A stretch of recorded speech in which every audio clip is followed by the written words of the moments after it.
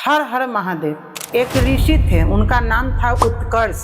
वो दिन रात महादेव की भक्ति करते थे, लेकिन एक दिन उनका मन में विचार आया कि गंगा मैया क्या पापी हैं? सबको अगर पाप धोते हैं तो क्या सचमुच में पापी हैं?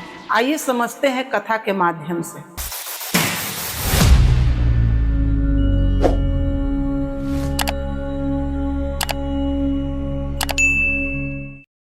कि क्या गंगा माँ पापनी है?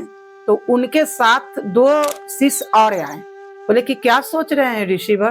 कि हम यही सोच रहे हैं कि गंगा माँ इतना को पाप धोते हैं तो क्या पापनी है?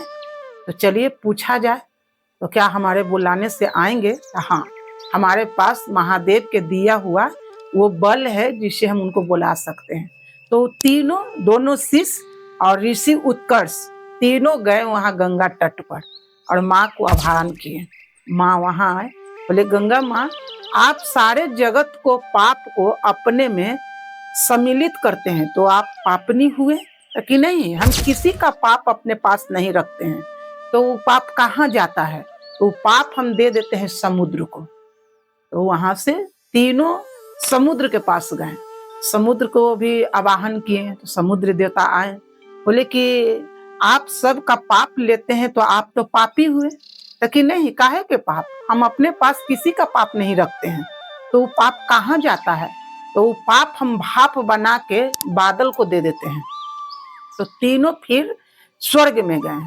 तो बादल से पूछे कि आप सबका पाप बटोरते हैं तो आप तो पापी हुए। बोले कि हम काहे के पापी होंगे? हम पाप नहीं रखते हैं। तो फिर पाप जाता है कहाँ? कि हम पानी बन के बरस के फिर से हम धरती माता को दे देते हैं। तो इसका मतलब कि धरती माता पापीन हुए। तो फिर स्वर्ग से धरती पर आए, तो धरती माता को आवाहन किए। धरती माता से पूछे कि क्या आप सबका पाप अपने में आप रखते हैं? तब तो आप पापनी हुए। बोले कि नहीं, उस जल से हम जो पैदा करते हैं अन्न को, उस जल से अन्न को पैदा करते हैं, वही अन्न सब जो खाता है इस जगत में वो पाप ही खाता है। अब उसके ऊपर निर्भर करता है कि वो कैसे वो खाता है।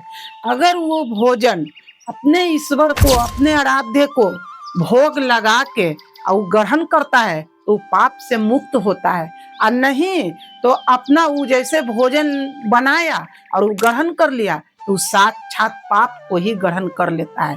हम लोग सुनने में आते हैं ना, कहते हैं ना सब कोई कि जैसा अन्न वैसा मन, जैसा पानी वैसा वाणी। तो हम लोग जैसा भाव, जैसा अन्न खाएंगे उसी तरह का हमारा मन होगा। तो मन को संतुलित करने के लिए हम लोग को आहार में सादगी बहुत जरूरी है। इस कथा से यही सीखेंगे कि हम अपने अन्न को शुद्धता के साथ बनाएंगे। आज के डेट में देखते हैं कि बनाने का मन नहीं रहता है, लेकिन फिर भी किचन में घुसते हैं और जल्दी जल्दी जल्दी जल्दी जैसे तैसे बना लेते हैं। उस भोजन से ही हमें जीवन मिलता है। अगर वो भोजन शुद्ध ना हो, वो भोजन सही ना हो, तो हमारा जीवन शैली कैसा होगा? इसलिए इस पर विचार कीजिएगा। हमारा कथा यहीं तक था। हमारा कथा अच्छा लगे तो हमें कमेंट करें, लाइक करें, सब्सक्राइब करें। हर हर महादेव।